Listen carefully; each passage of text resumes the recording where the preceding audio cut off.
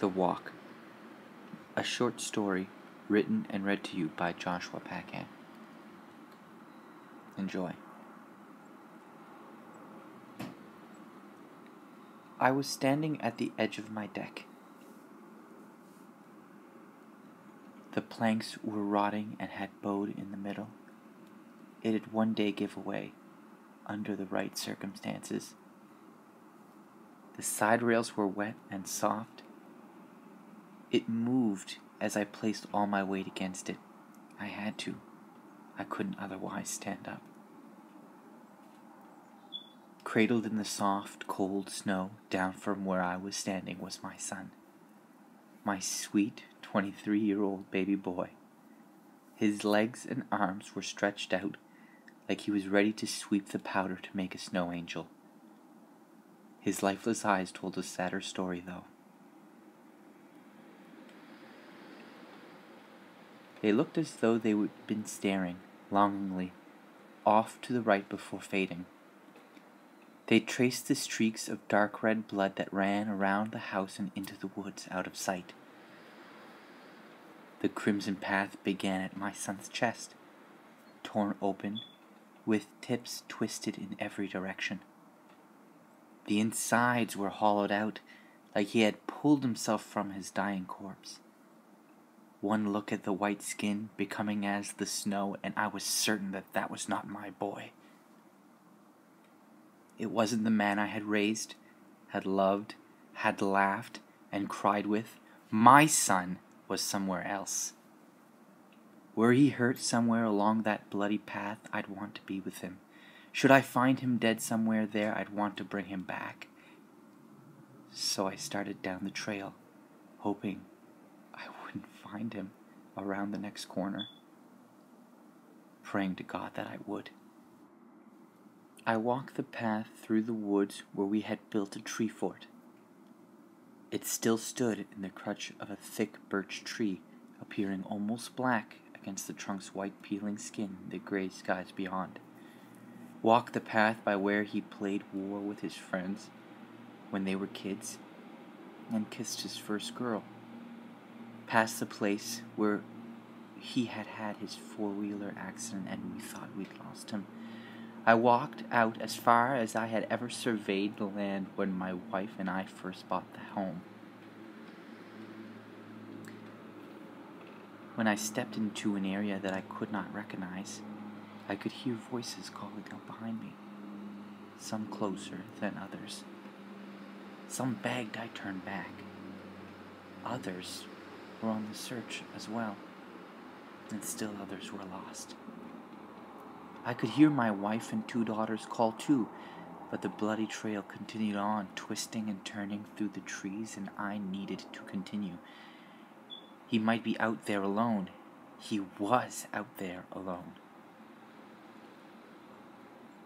When I lifted my legs up, I could feel pain shoot up through my calves and thighs. Each time I brought them down, I'd plunge them through powder and break through the crust below, ending knee deep.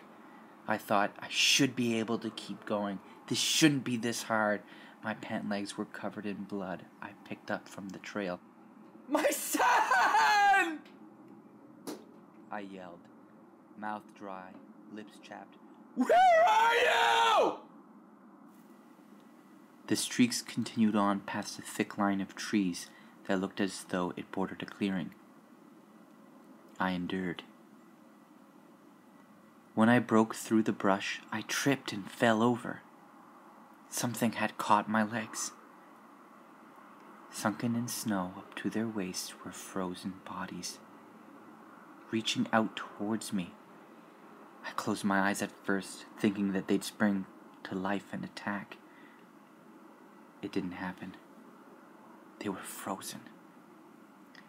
Any distinguishing parts of their bodies had been chiseled off, faces included, as though they were snow sculptures.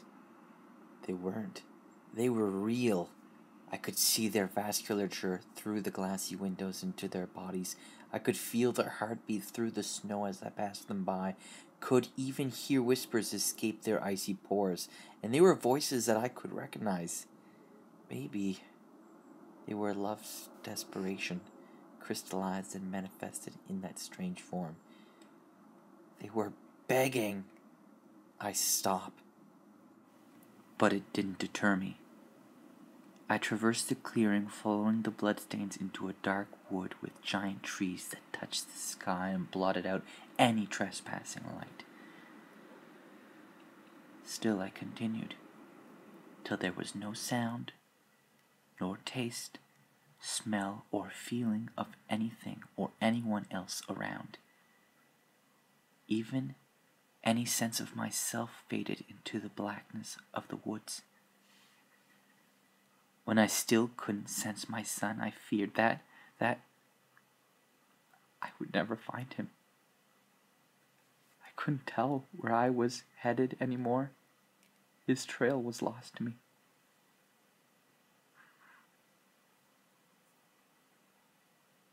When I had been completely engulfed, I thought about the tragic truth I tried my best to push away. I thought, wherever my son has gone, wherever he is, I can't go.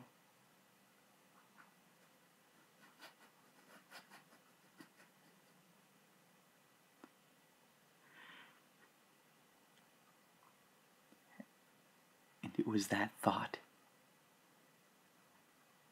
And in deep inside that darkness I stayed for a very long time. Whether I meant to walk out of the forest or something guided me along, I do not know. Only that my senses returned to me as I began to trek back. While I had passed through the dark woods on my way in, it looked as foreign to me then as it had my first passing. I was lost. Even when I made my way to the clearing, things were strange and different. The gray sky seemed forever dark, and I was scared that day would never break. The most frightening, though, were the icy figures that became animated and hurried after me, giving chase in large numbers. I tried to run in the deep snow, but it was difficult. The crust cut into my legs and tripped me up. I'd fall victim to the monsters close behind me. They'd slam their blocky appendages into me, trying to grind me into snow. No. So long as I had the will to continue, I knew I'd somehow break free. I continued on in search of my bent patio and home, changed from the journey, hoping I wouldn't find the living waiting for me there, praying to God that I would.